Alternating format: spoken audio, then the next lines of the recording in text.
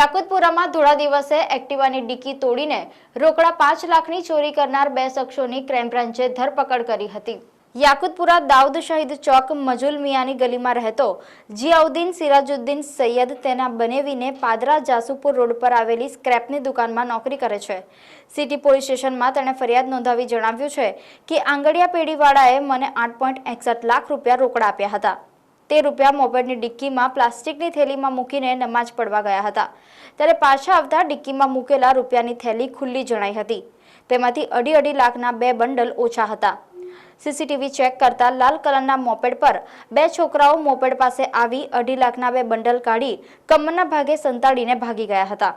સમગ્ર મામલે ક્રાઇમ બ્રાન્ચની ટીમે હાથીખાના અનાજ બજાર પાસેથી એક્ટિવા સવાર વસીમ ખાન યુસુફ ખાન પઠાણ રહે કારેલીબાગ કાસમાલા કબ્રસ્તાન પાસે તેમજ હુસેન ઉર્ફે કાલુ અરસદ મિર્ઝા રહે ફતેપુરા ભાંડવાડાને રોકડ રૂપિયા 4.31 લાખ સાથે ધરપકડ કરી કાયદેસરની કાર્યવાહી હાથ ધરી હતી।